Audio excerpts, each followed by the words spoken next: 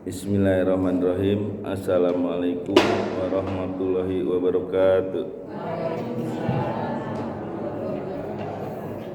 Innal hamdalillah nahmaduhu wa nasta'inuhu wa nastaghfiruh wa na'udzu billahi min shururi anfusina wa min sayyiati a'malina may yahdihillahu fala mudhillalah wa may yudhlilhu fala hadiyalah. Asyhadu an la ilaha illallah wahdahu la syarikalah wa asyhadu anna Muhammadan abduhu wa rasuluh. Allahumma sholli ala Muhammad wa ala alihi wa ashabihi wa man tabi'ahum bi ihsanin ila yaumiddin. Amma ba'du. Bapak Ibu yang dirahmati Allah, sebelum kita mulai belajar, mari kita membaca doa belajar. Bismillahirrahmanirrahim. Raditu billahi robba wa bil islami dina wa bi Muhammadin nabiyya wa rasulah. Rabbi zidni ilman wa zukni fahman, amin. Sadaqallahu aladzim. Baik, kita masih surat Al-Mutaffifin ya. Kalau kemarin ayat 1, sekarang ayat 2 dan 3 ya. Siapa yang baca ini? Pak Basirin ada mic-nya enggak? Oh iya Pak, ini boleh. Hah? Boleh? Pak itu mau baca artinya. baca ayatnya aja nggak apa-apa Pak. Nanti terjemahannya ini biar ibu-ibu sama bapak-bapak.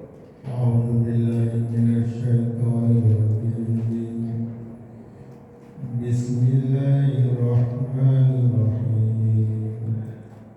Wailul lil mutaffifin alladzina idza qatalu 'alan nasi yastawfun wa idza qaluhum aw wazanuhum yukhsirun ala ayatun ulaika annahum mab'utsun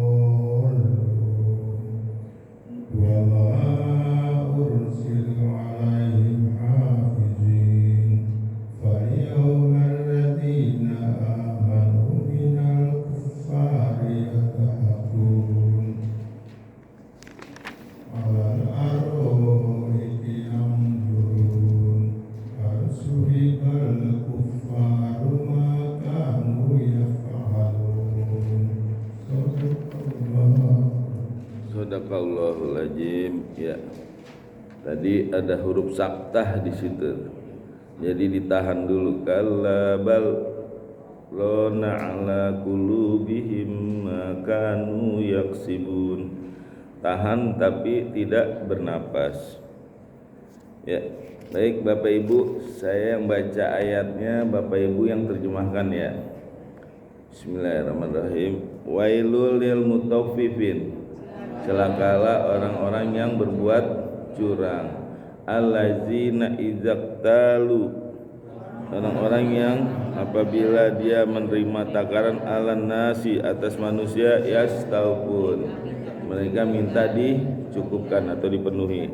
Wa iza kaluhum, dan apabila mereka menakar au wajanuhum, atau mereka menimbang yukhsirun, mereka mengurangi. Ala yadunnu, apakah tidak mereka mengira ulaika annahum mab'usun, bahwa sesungguhnya mereka akan dibangkitkan liyaumin ajim, pada hari yang besar. Yauma yakumun nasu, pada hari manusia dibangkitkan li rabbil alamin, menghadap Tuhan semesta alam. Kalla, sekali-kali tidak, inna kitabal fujari, sesungguhnya kitab catatan orang-orang yang berbuat durhaka, lafi sijjin, sungguh di dalam sijjin. Wa ma adraka ma sijjin, dan apakah kamu tahu apa itu sijjin? Kitabum markum, kitab catatan amal-amal. Wailu yauma ijil lil mukajibun, celakalah pada hari itu bagi orang-orang yang mendustakan.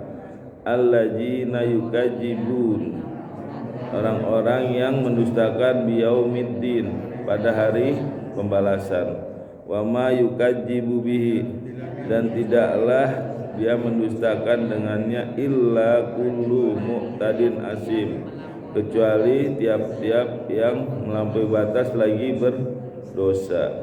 Iza tutsla, apabila dibacakan alaihi atasnya ayatuna, ayat kami, qala, dia berkata asatirul awwalin, itu hanya dongeng-dongeng terdahulu. Kalla bal, kali-kali tidak, bahkan rona ala qulubihim, telah tertutup atas hati-hati mereka makanu yaksibun, apa yang mereka terhalang, yaksibun nih, mereka terhalang. Kalla, kali-kali tiga, innahum, sungguhnya mereka ar-rabbihim, terhadap Tuhan mereka, yauma izin, pada hari itu, la mahjubun, sungguh mereka terhalang. Summa, kemudian innahum, sungguhnya mereka lasolul jahim, sungguh mereka akan memasuki neraka jahim. Summa, kemudian yuqalu hajal laji, dia berkata inilah yang kalian bihi tukajibun, dengannya kalian dustakan. Kalla, kali-kali inna kitabal abrori, sesungguhnya kitab catatan orang-orang yang berbakti, lafi illiyin, sungguh di dalam illiyin. Wa ma adraka ma illiyun, dan apakah kamu tahu apa itu illiyun? Kitabum markum, kitab catatan amal-amal. Yasaduhul muqarrabun, yang menyaksikan dan yang didekatkan pada Allah. Innal abrara lafi na'im, sesungguhnya orang-orang yang berbakti sungguh di dalam surga yang penuh kenikmatan. Alal araiki yanzurun, di atas dipan-dipan mereka memandang. Ta'rifu fi wujuhihim, kalian mengetahui pada wajah-wajah mereka natrotan na'im, dengan kesenangan dan penuh kenikmatan. Yusqauna, mereka meminum min rahiqim, dari homer mahtum yang disegel. Hitamuhu mis, segelnya dari kasturi. Wa fi zalika, maka pada yang demikian itu, faliyatana fasil mutanafisun, maka hendaklah berlomba-lomba. Wa mizajuhu min tasnim, dan campurannya dari tasnim. Aina yasrobu bihal muqarrabun, mata air yang diminum dengannya yang didekatkan pada Allah. innal ladzina ajramu, sungguhnya orang-orang yang berdosa, kanu mereka minal ladzina amanu, terhadap orang-orang yang beriman, yadhakun mereka mentertawakan. Wa idza marru bihim, dan apabila mereka melewati orang-orang beriman, yattaghamazun mereka mengedip-ngedipkan mata. Wa idzan qalabu, dan apabila mereka kembali ila ahlihimun qalabu, kepada keluarga mereka, mereka kembali fakihin dengan gembira. Wa idza ra'ahum, dan apabila mereka melihat orang-orang beriman, qalu mereka berkata, inna haula iladallun, sesungguhnya mereka sungguh orang-orang yang sesat. Wa ma ursilu alaihim, padahal mereka tidak diutus atas mereka hafizin untuk menjaga. Wal yaumal ladzina amanu, maka pada hari itu orang-orang yang beriman, minal kufari terhadap orang kafir, yadhakun mereka mentertawakan. Alal araiki yanjurun, di atas dipan-dipan mereka memandang. Hal suibal kufaru, apakah balasan bagi orang-orang kafir, maka nuyab alun, terhadap apa yang mereka kerjakan. Ya. Ya, baik ya. Kalau kemarin ayat 1, sekarang ayat 2 dan ayat 3, karena ini nyambung nih ayat 2 dan ayat 3 ya. Ayat 2 ya, itu rincian, ayat 2 dan ayat 3 rincian dari ayat 1 ya. Kalau ayat 1 membahas tentang orang-orang yang curang ya, wailul lil mutaffifin, celakalah orang yang curang. Nah, ini belum jelas ya, apa yang curang, masih global. Nah, ayat 2-nya ini dan ayat 3 ini baru rinciannya ya.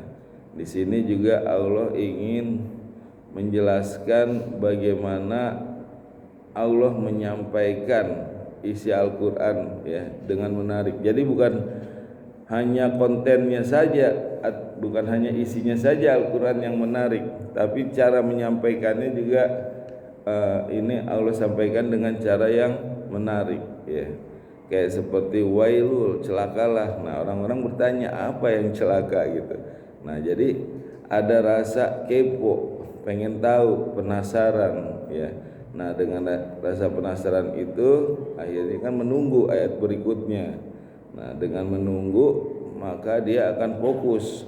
Nah, dengan fokus maka ketika Allah menyampaikan, dia akan masuk dalam penyampaiannya. Nah, itulah cara-cara penyampaian. Makanya ini disebut juga satu mukjizat ya, karena Allah menyampaikannya dengan cara yang menarik ya. Makanya ada orang baca Al-Qur'an berkali-kali nggak ada bosannya itu, karena cara menyampaikannya juga enak. Bahkan ada kayak pantunnya kul ajubrobina semanikina silahina gitu min syarril wasil honas semua gitu ya. Itulah ya, jadi Allah menyampaikannya dengan cara yang menarik ya, sehingga membuat orang yang membacanya juga menjadi fokus gitu. Ini misalkan contoh kalau ada komunikasi ya, contoh dua orang nih. Kalau misalkan ada seorang ayah ya memberikan hadiah kepada anaknya, misalnya, "Nak, ini yang pertama nih contoh, nak, ini ayah punya hadiah yang menarik nih," gitu. Nah, dia pastikan anak ini penasaran, wajahnya pengen tahu ya, apa nih hadiah menarik gitu. Nah, itu sehingga dia lebih tertarik gitu apa yang disampaikan oleh ayahnya. Tapi kalau yang kedua misalkan anaknya lagi main HP, tuh hadiah tuh gitu. Nah, artinya yang pertama ya dengan yang kedua itu sama barang yang diberikan, tapi caranya beda. Itu beda ketertarikannya. Ketika dia lagi main HP sibuk dikasih tuh buat kamu gitu. Nah, dia kurang merespon dan kurang menghargai barang yang diberikan. Tapi ketika nih ayah punya hadiah nih menarik buat kamu nih, Apa ya? Ya pengen tahu kepo. Begitu dikasih tahu senang banget dan dia akan menghargai hadiah itu. Nah itu seperti itu. Begitu juga misalkan contoh nih guru ya. Yang pertama nyampaikannya seperti ini misalkan, anak-anak pelajaran hari ini unik dan menarik. Siapa yang bisa menebak akan dapat hadiah. Nah itu anak-anak yang tadinya matanya 5 watt bisa jadi 30 watt tuh. Ada hadiah nih, ada hadiah gitu. Tapi coba misalkan yang kedua nih ya, misalkan gini, anak-anak coba buka halaman 51 paragraf ketiga. Nah itu coba Bejo tolong baca ya. Nanti kalau udah selesai selanjutnya yang sebelahnya baca. Terus gurunya duduk deh tuh sambil baca HP. Nah itu yang tadinya matanya 5 watt bisa jadi redup itu. Nah jadi cara penyampaian juga penting. Nah ini Allah ya mengajarkan ya cara penyampaian yang menarik ya. Celakalah apa yang celaka. Nah tiba-tiba orang jadi penasaran gitu. Nah seperti itulah ya Allah cara menyampaikan. Nah di ayat 1 ini ya Allah menyampaikan secara global ya. Belum tahu apa yang dicurangin. Baru ayat 2 dan 3-nya inilah secara rinci ya. Jadi ayat 2 yaitu alladzina ijaktalu ala nasi yastaufun, yaitu orang-orang yang apabila mereka ya menerima timbangan ya, mereka minta dipenuhi. Yastaufun, minta yastaufun ya, nanti yastaufun dijelasin ya. Jadi ada hubungannya nih ayat 2 dengan 3 ya. Yang ayat ketiganya wa ijakaluhum au wajanuhum yusirun, dan apabila dia menakar atau menimbang mereka mengurangi. Nah yang ayat 2 ya ini apabila mereka menerima mereka yastaufun, minta. Yang pertama yastaufun ya, ada 2 nih ulama menjelaskan. Yang pertama yastaufun minta dipenuhi atau dipasin ya, pokoknya pas sesuai haknya, adil gitu. Nah itu yang pertama. Yang kedua yastaufun ya itu minta dipenuhin, terus minta ditambahin lagi, diangetin, dibonusin gitu. Misalnya udah pas nih 1 kilo, minta diangetin lagi gitu. Nah itu yang pengertian yang kedua ya. Nah ini contoh yang pertama ya, yastaufun. Jadi kalau seandainya ada orang nih menerima timbangan, biasanya orang yang beli nih kalau menerima timbangan, dia beli minta dipenuhi atau minta dibuat pas, itu enggak masalah ya, sah-sah aja. Tapi yang masalah ketika dia menerima ya atau dia membeli, dia minta dipasin ya, tapi ketika dia menjual atau memberi kepada orang lain dia kurangin. Nah itu yang jadi masalah ya, maka itu disebut curang ya. Dia minta dipasin, begitu ngasih ke orang dia kurangin, itu namanya curang gitu ya.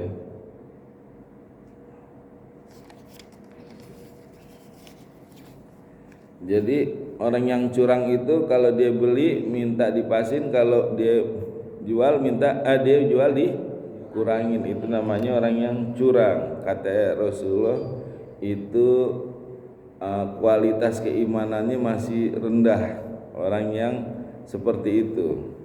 Dia beli mintanya dipasin, tapi begitu jual dikurangin, itu masih rendah kualitas keimanannya. Jadi Rasulullah mengatakan tidaklah seseorang dianggap beriman apabila orang tersebut tidaklah mereka dianggap beriman sampai orang itu menyukai orang lain seperti menyukai dirinya sendiri. Ngerti ya maksudnya? Tidaklah seseorang dianggap beriman sampai dia menyukai orang lain seperti menyukai dirinya sendiri. Artinya begini, Kalau dia misalkan menerima timbangan pas, dia senang, maka dia juga harus sama perlakukan kepada orang lain, berikan juga yang sama gitu. Orang juga akan senang gitu.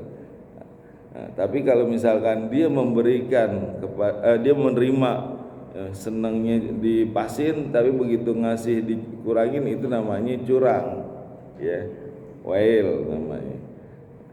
Nah itu ya, jadi kalau dia masih belum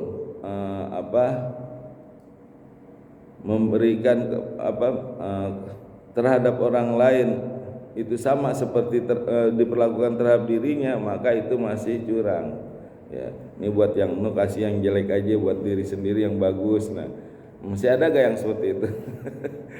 Kalau buat orang dibagi yang jelek, kalau buat diri sendiri yang bagus, masih ada gak? Nah itu wail itu masih curang gitu. Kata Rasulullah, belumlah dianggap beriman kalau sampai orang itu menyukai orang lain seperti menyukai dirinya sendiri. Nah itu seperti itu ya.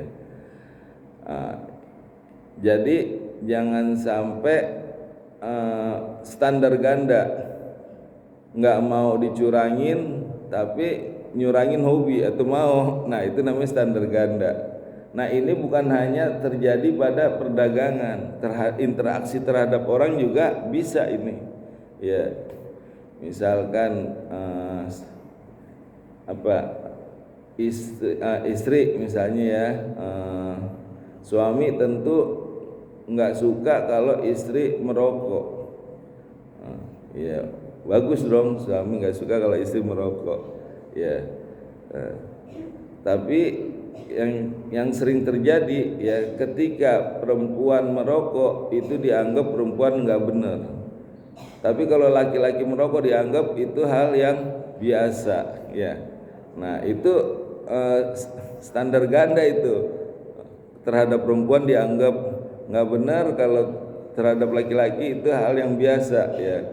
Nah, padahal ya kalau misalkan ditanya nih ke istri, ini kalau istrinya berani nih ya, kadang istri juga nggak berani ngomong.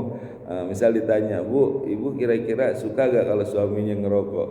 Pasti jawabannya enggak, tapi kadang kan nggak berani dia nyampaikan. Nah itu namanya standar ganda, terhadap istrinya dia nggak suka kalau istrinya ngerokok, tapi dia sendiri dianggap biasa. Nah itu seperti itu ya. Bahkan Rasulullah ya, itu ketika beliau mau masuk rumah ya, beliau tuh jaga mulutnya biar nggak bau ya, pakai siwak. Jadi sebelum masuk dia udah bersiwak tuh ya. Kalau sekarang pakai apa, sikat gigi deh ya. Nah, jadi biar nanti istrinya nggak tersiksa nyium bau mulut ketika bercengkrama atau ngobrol, nahan napas kan nggak enak. Nah, itu sampai segitunya Rasulullah menjaga ya, agar tidak bau mulut ketika masuk dia bersiwak gitu. Nah, begitu juga ya, kalau mau jujur ya, ibu-ibu juga pasti nggak suka kalau suaminya ngerokok, bener gak? Bukan hanya ini ya, cuman kadang diam aja nggak berani ya, seperti itu. Nah itu terhadap istri. Begitu juga terhadap orang tua terhadap anak ya. Tentu orang tua ya nggak suka kalau anaknya kecanduan HP, bener gak? Ya. Dipanggil diem main HP ya, nggak suka ya kalau ada anak yang kecanduan HP. Nah tapi ya, apakah kita sebagai bapak atau ibu terhadap anak memperlakukan sama ya? Ketika anak manggil kita atau mau ngomong sama kita, kita matanya ke HP apa melihat dia gitu. Nah ketika kita dipanggil atau anak mengajak ngobrol, mata kita ke HP aja. Nah itu ya berarti standar ganda, mau minta diperhatikan tapi dia sendiri tidak mau memperhatikan, nyuekin. Nah itu namanya standar ganda. Nah itu termasuk curang ya. Jadi bukan hanya pada perdagangan, interaksi juga itu masuk ya. Dia mau diperhatikan tapi dia sendiri tidak memperhatikan. Nyuruh istri ya kan untuk tidak merokok tapi dia sendiri ngerokok. Anak-anak ntar juga kalau ikut-ikutan ya jangan salahin gitu ya. Begitu juga kalau seandainya anak nggak perhatiin ya. Nah, jadi jangan nyalin anak, tapi udah kita sendiri yang melakukan untuk tidak main HP gitu. Jadi jangan banyakkan teori, ini nggak boleh ntar rusak main HP begini, nanti kamu matanya ini begini. Tapi kita sendiri melakukan hal yang seperti itu. Udah jangan banyakkan teori, udah kita nggak usah nyontohin anak gitu. Anak biasanya mencontoh orang tuanya. Nah itu namanya standar ganda.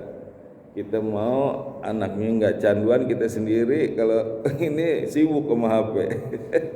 Lagi ngaji main HP. Ada gak sini? Nggak ada sini mah ya, alhamdulillah ya. Ya, nah itu jangan sampai standar ganda gitu. Ya, nah itu seperti itu. Sekarang kita masukin ayat ketiga ya. Nah ini masih ada hubungannya dengan ayat yang kedua tadi, nyambung tuh ya. Jadi kalau orang yang minta dipenuhi ya itu belum ya tadi ya, setaupun yang itu ya. Tadi kan baru yang pertama orang yang minta dipasin. Nah sekarang orang yang minta ditambahin atau dibonusin ya, itu kan belum ya. Benar-benar.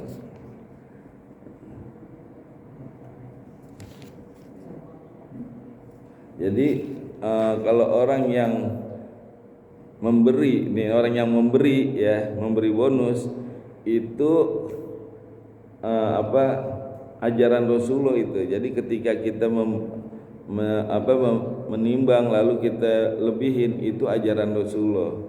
Tapi kalau kita yang meminta untuk dilebihin, itu nggak tahu ajaran siapa. Itu nggak beda dengan minta-minta itu. Ya kan, minta tambahin gitu ya. Nah itu seperti itu. Kalau kita ketika memberi timbangan lalu kita lebihin, itu namanya ajaran, mengikuti ajaran Rasulullah. Jadi Rasulullah ketika beliau mengunjungi pasar, dia lihat nih orang-orang yang pada pakai timbangan, pada naker. Nah Rasulullah mengatakan timbanglah dengan pas dan lebihilah gitu. Jadi suruh lebihin itu itu Rasulullah yang mengatakan itu. Itu hukumnya apa tuh kalau Rasulullah mengatakan timbanglah dengan pas dan lebihilah? Jadi masuk hukumnya apa? Kalau nimbang dengan pas hukumnya wajib, kita harus ngepasin. Kalau kita ngelebihin itu sunnah ya. Nah itu Rasulullah yang menyampaikan. Dan biasanya ya kalau misalkan kita beli nih ke pedagang terus dilebihin gitu ya, kira-kira seneng nggak kita? Dia mah timbangannya cakep nih, anget gitu. Nah pasti tentu kita akan balik lagi seperti itu. Tapi yang sering terjadi ya, orang-orang boro-boro ngepasin malah dikurangin ya. Bahkan bukan hanya pedagang kecil, pengusaha besar pun masih bisa seperti itu. Misal ini karung isinya 50 kilo, nggak tahu cuman 49,1 kilo gitu. Nah itu bisa terjadi seperti itu. Orang kan nggak nimbang gitu ya. Nah jadi Rasulullah mengajarkan seperti itu ya, sebenarnya untuk kebaikan kita juga. Ketika orang senang maka dia akan kembali lagi. Itu ajaran Rasulullah. Jadi sunnah kalau kita beli terus dilebihin gitu ya. Tapi bukan berarti terus ketika kita ngasih terus di depannya nih perjanjian ntar dilebihin. Misalnya gini nih, kita hutang terus kita setelah ngembaliin dilebihin, itu boleh. Tapi kalau misal janjiin di depan nih, ntar deh saya lebihin, nah itu nggak boleh, riba itu. Ya. Tapi kalau ngelebihin setelah transaksi boleh. Nih ya udah pas ya, nih saya lebihin nih. Nah itu seneng tuh seperti itu ya. Sekarang ke ayat 3, wa idza kaluhum au wajanuhum yuhsirun, dan apabila dia menakar atau menimbang kepada orang lain dia mengurangi. Ini orang yang jual nih ayat 3. Kalau ayat yang 2 biasanya yang membeli menerima ya. Kalau dia jual dia ngurangin, kalau beli minta dipasin atau dibonusin. Nah, jadi kalau misalkan ya dia minta dipasin itu sah-sah aja boleh ya, tapi yang nggak boleh itu kalau seandainya dia ketika memberikan itu dikurangin ya. Jadi menurut ulama ya, itu ada 4 level pola interaksi dengan orang ya. Nah, tadi kalau misalkan orang yang ayat 3 kalau dia memberi dikurangin, misal 1 kilo jadi 9 on, kain 10 meter jadi 9,5. Nah itu namanya curang. Nah ini menurut ulama ada 4 level interaksi dengan orang. Yang pertama level istimewa ya. Yang kedua level adil. Yang ketiga level curang. Yang keempat level parah banget. Nah, yang pertama level istimewa ya. Ini orang interaksi dengan orang nih, ada 4 level. Yang pertama level istimewa ya. Level istimewa ketika kita menimbang ya untuk orang lain itu kita kasih bonus atau kita lebihin. Tapi ketika kita dicurangin ya itu kita nggak nuntut ya. Tapi tetap dinasihatin jangan sering-sering ya. Nih yang ini saya ikhlas nih gitu ya, tapi jangan dilakukan lagi gitu. Nah itu seperti itu namanya level istimewa. Ketika dia memberi dia lebihin, ketika dia dicurangin dia nggak nuntut, dia ikhlas, tapi tetap diingetin, dinasihatin supaya tidak diulangi lagi ya. Itu namanya level istimewa. Yang kedua ya level adil ya, ketika dia menerima dia minta dipasin. Begitu juga ketika dia memberi dia ngepasin. Nah, jadi misalkan dia punya timbangan di rumah ya, begitu dia beli ternyata ditimbang di rumah kurang. Nah dia balik lagi tuh ke pasar, nih nggak bisa, kurang nih timbangannya, saya minta dipasin gitu, pokoknya ini masih kurang 2 on gitu. Nah itu boleh karena hak kita masih ya, ketika kita menerima kita minta dipasin itu boleh ya. Terus ketika kita memberikan itu juga kita pas. Nah itu level yang adil ya. Nah yang ketiga level yang curang. Level curang itu ketika dia menerima ya minta pas, tapi begitu dia memberi dikurangin.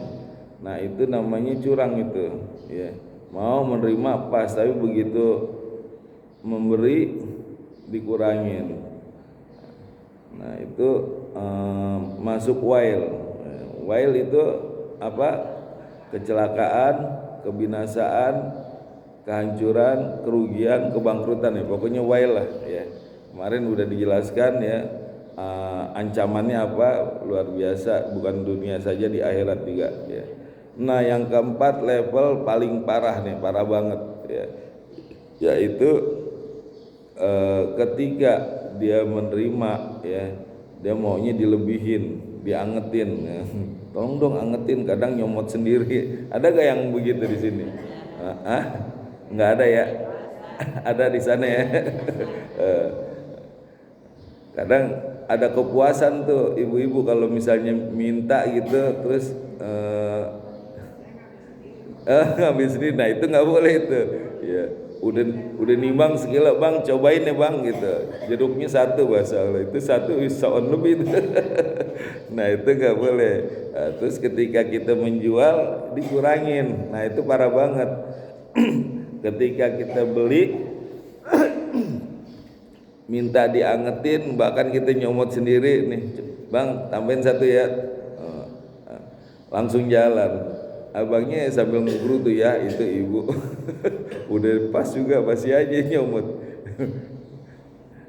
Nah jadi itu level parah banget. Nah ini level satu juga ya, yang tadi ya, kalau ikhlas tuh harus benar-benar ikhlas gitu ya. Jangan misalkan ketika dia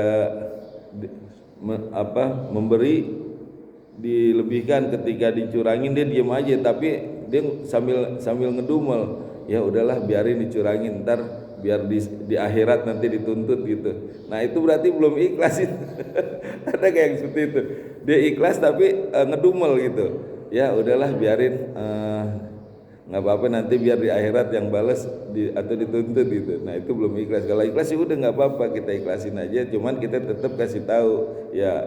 Nah namanya itu level istimewa, bukannya dia ikhlas tapi sambil ngomong biarin ntar di akhirat dituntut gitu. Itu belum ikhlas, masih dendam. Ya.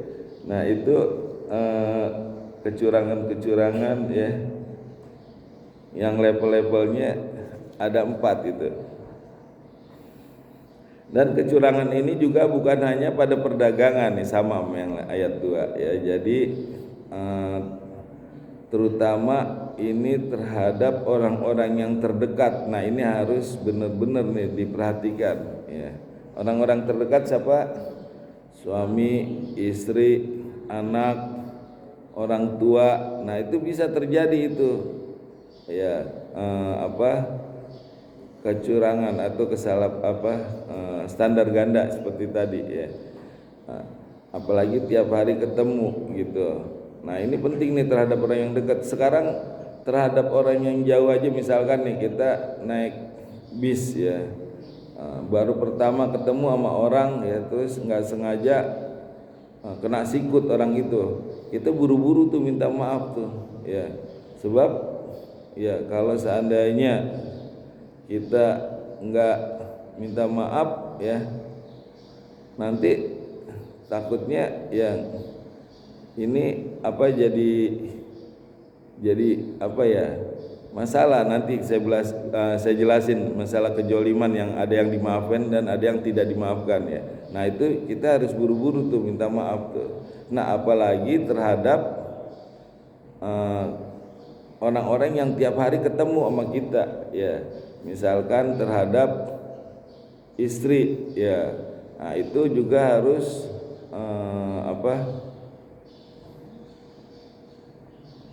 minta maaf kalau seandainya ada salah gitu. Nah ini saya jelasin dulu masalah kejoliman ya. Nah ketika kita berbuat curang itu kan kita menjolimi orang lain. Nah kejoliman ini ada 3. Yang pertama ya, jolim yang tidak dibebaskan oleh Allah ya. Yang pertama jolim yang tidak dibebaskan oleh Allah. Yang kedua jolim yang bisa diampuni oleh Allah. Yang ketiga jolim yang tidak sama sekali bisa diampuni. Oh iya, kejoliman ada 3. Yang pertama ya, kejoliman yang tidak bisa dibebaskan oleh Allah. Yang kedua kejoliman yang bisa diampuni. Yang ketiga kejoliman yang tidak bisa diampuni oleh Allah ya.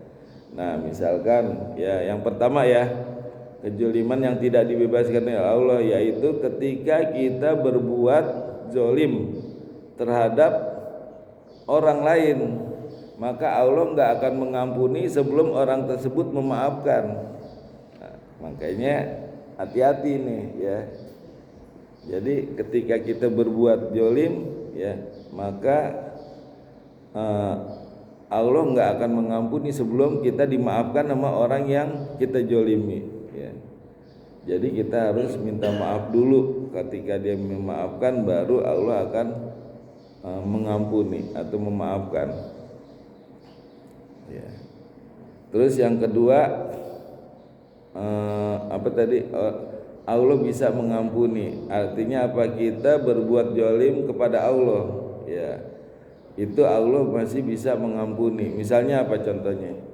mabok misalnya gitu. Nah, itu ketika kita mohon ampun ya, maka Allah bisa mengampuni langsung. Tapi kalau misalkan dia mabok terus nggak terkontrol ya, ngerusak rumah orang, kaca sampai pecah gitu. Nah, itu udah urusannya dua tuh, jolim kepada Allah dan jolim kepada orang lain. Maka dia harus minta maaf dulu sama orang lain ya. Jadi kalau misalkan dia mabuk dan nggak mengganggu yang lain, dia minta ampun, maka itu diampuni. Nah, yang ketiga ya, jolim yang tidak diampuni oleh Allah, yaitu syirik, kesyirikan ya. Nah, itu kalau syirik maka Allah tidak mengampuni, kecuali kalau dia sebelum matinya bertaubat mohon ampun, maka itu masih diampuni. Tapi kalau sampai di akhir hayatnya nggak bertaubat, maka itu tidak diampuni dan kholidina fiha, mereka kekal di dalamnya ya. Termasuk hutang juga ya. Jadi kalau orang yang berhutang ya, itu juga kalau belum dilunasin maka itu nggak akan diampunin sama Allah. Ibaratnya melayang gitu katanya arwahnya ya. Makanya kalau meninggal kan ditanya, kalau ada sangkutan hutang piutang ya tolong hubungi ahli waris. Nah, itu harus segera itu ya, jangan ditunda-tunda. Jangan kita mau menerima warisnya tapi ketika ada hutang kita nggak mau bayarkan ya, seperti itu ya. Nah, itu tadi yang saya jelaskan ya. Jadi bagaimana kita terhadap orang lain gitu ya, terutama interaksi terhadap orang-orang dekat. Jangan sampai kita menjolimi, karena kalau kita belum dimaafkan atau diampuni ya, itu kita nggak akan diampuni oleh Allah, terutama terhadap orang-orang dekat ya. Jangan nanti terhadap istri, terhadap anak ditunda-tunda ya. Dan kita nggak tahu namanya umur ya, terhadap orang tua udah namanya tiap hari, sedangkan kita ketemu sama orang yang pertama ketemu aja kayak tadi itu ya, nggak sengaja kesikut, kita buru-buru minta maaf, takutnya nanti dia nggak nerima. Nah, itu jadi masalah, itu kita nggak diampuni dosanya, apalagi terhadap istri yang tiap hari ketemu ya enggak. Misalkan kita suami nih ya Pak ya, punya hak ya, terus istri punya kewajiban istri apa, misalnya melayani lahir dan batin nih, menyiapkan makan, menyiapkan minum, menyiapkan kasur ya, pokoknya lahir dan batin lah ya. Nah, itu suami boleh menuntut ya istri atas pelayanannya ya, tapi juga suami ya harus harus menjalankan kewajibannya juga ya, dengan apa, dengan memberikan yang terbaik buat istri, memberikan nafkah yang terbaik. Jangan hanya nuntut doang, mintanya dilayanin semuanya, tapi ketika terhadap istri enggak ini, pengen istrinya soleha tapi suami enggak pernah mendidik, membimbing, atau enggak pernah ngajak ngaji. Nah, itu juga enggak boleh ya. Jadi harus seimbang. Ketika malam bangunin sholat gitu, apa sebaliknya ini ibu yang bangunin bapaknya ya. Nah, itu pengen istri soleha, pengen bertutur kata yang baik, sopan ya, kita juga harus bertutur kata yang baik, yang sopan. Pengen diperhatikan istri ya kalau ngomong, tapi bapak kalau istrinya ngajak ngomong sibuk main HP, nah itu termasuk curang ya, wail itu ya. Nah, jadi artinya apa, harus seimbang. Ketika kita nuntut sama istri dilayani dengan baik, pengen diperhatiin, begitu juga kita harus seimbang. Jangan ketika istri ngomong kita cuekin, mata ke HP aja ngeliatin. Nah, itu juga nggak boleh. Begitu juga orang tua terhadap anak ya. Orang tua pengen anaknya berbakti ya, supaya nanti kalau udah tua ya anak itu perhatiin kita. Tapi apakah kita orang tua udah perhatiin kebutuhannya anak ya, misalnya dari pendidikannya udah disekolahin belum yang benar sampai yang tinggi, terus masalah ini pembimbingan ya supaya anak juga nggak ke jalur yang nggak benar gitu. Nah itu udah kesana belum? Jangan nanti kita nuntut anak supaya berbakti, kita sendiri belum memenuhi kewajiban kita kepada anak kita. Nah itu namanya wail, curang itu ya. Jadi wail ini bukan hanya dalam hal perdagangan, interaksi kepada orang juga itu masuk wail ya. Pengen kita diperhatiin tapi kita sendiri nggak perhatiin, itu wail, terutama terhadap orang-orang terdekat tuh, terhadap anak, terhadap istri, terhadap orang tua, nuntutnya tinggi gitu ya.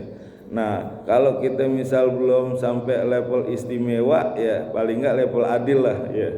Misalkan nih level istimewa gini nih ya, suami memberi nafkah dengan baik ya kepada istri, bahkan dilebihin. Tapi ketika istri melayani suami telat, misal masak telat gitu, ya udah nggak apa-apa misal. Nah itu ikhlas tuh. Nah ini level istimewa nih, dia memberi cepat ya, tapi begitu istri telat dia memaklumi, ya udah nggak apa-apa, tapi jangan diulangin lagi ya, misalnya telat seperti itu. Harus diingetin juga biar nggak terulang lagi gitu. Tapi jangan nanti dia ikhlas nggak apa-apa, begitu suami lupa ngasih nafkah telat, istri minta nuntut, Pak yang bulan ini belum gitu.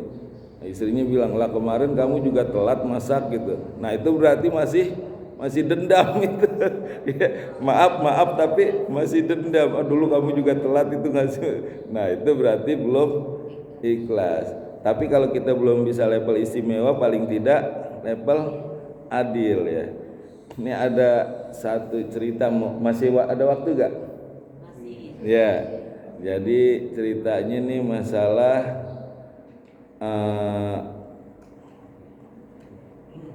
orang Baduy ya. Ini di sana di Mekah, ketika itu Rasulullah punya utang dengan orang Baduy. Nah Rasulullah waktu itu ditagih dengan orang Baduy dengan kasar ya, kayak debt collector, dia maksa mintanya. Rasulullah dibentak-bentak, udah waktunya jatuh tempo, ayo bayar misal gitu ya. Nah ini sahabat-sahabat Rasulullah yang melihat marah, emosi. Nah, kamu nggak tahu ini siapa gitu yang kamu bentak-bentak. Nah, saya nggak tahu, saya cuma minta haknya, kata orang Baduy gitu ya. Lalu Rasulullah mengatakan, janganlah kamu perlakukan saudaramu seperti itu, perlakukanlah dia dengan baik karena dia menuntut haknya gitu. Nah, lalu Rasulullah pergi ini ke tempat bibinya namanya Haulah ya. Lalu ke tempat bibinya, dia nanya, Bi Haulah, adakah kurma? Kalau ada saya mau buat bayar utang saya gitu. Kata bibinya ada nih, maka diberikanlah itu kurma ke Rasulullah. Rasulullah lalu bayar. Lalu setelah dibayar, ini ya udah lunas ya, saya bayar utang saya. Nah ini masih ada sisa kurma nih, ayo kita makan bareng-bareng yuk gitu. Nah itu dilebihin tuh sama Rasulullah tuh. Jadi ketika dia bayar lunas, Rasulullah masih melebihkan gitu. Nah ketika dimakan bareng-bareng, itu orang Baduy sampai takjub memuji Rasulullah gitu, masih dilebihkan. Nah, padahal Rasulullah sendiri gali lubang tutup lubang, dia bayar utang pinjem sama bibinya, nanti kalau panen akan diganti kata Rasulullah. Bayangin, gali lubang tutup lubang tapi memperlakukan orang dengan melebihkan ya. Nah itulah sikap Rasulullah seperti itu, yang dia bukan hanya mengajarkan tapi dia juga melakukan seperti itu ya, sampai orang Baduy itu takjub kepada Rasulullah karena perlakuan Rasulullah ya, yang memberi lebih atau bonus. Nah ini boleh ya dilakukan, memberi bonus setelah selesai, bukannya kita janjiin ya, pinjem dong gitu 500.000, nanti dia dilebihin 50.000. Nah itu nggak boleh, riba kalau di depan. Tapi kalau setelah selesai terus nih sebagai balas jasa kita saya kasih 50.000, terima kasih ya. Nah itu nggak apa-apa ya. Tapi kalau di depan dijanjiin, itu yang nggak boleh, itu riba seperti itu ya. Ya saya rasa cukup ya. Nggak ada yang nanya kan? Kita langsung hotmil Quran aja ya. Allahumma arhamna bil Quran waj'alhu lana imama wa nura wa huda wa rahmah. Allahumma zakirna minhum ma nasina wa alimna minhum ma jahilna warzuqna tilawatahu ana al-laili wa atrafan nahar waj'alhu lana hujjatai ya rabbal alamin. Ya Allah, berikanlah kami ilmu agar bisa membaca dan menghafal Al-Quran dengan baik dan benar. Ya Allah, berikanlah kami ilmu agar bisa memahami Al-Quran dengan baik dan benar. Ya Allah, berikanlah kami ilmu agar bisa mengamalkan Al-Quran dengan baik dan benar. Rabbana taqabbal minna innaka antas samiul alim. Rabbana atina fid dunya hasanah wa fil akhirati hasanah wa qina adzabannar. Amin amin ya rabbal alamin. Subhanakallahumma wa bihamdika asyhadu an la ilaha illa anta astaghfiruka wa atubu ilaik. Assalamualaikum warahmatullahi wabarakatuh.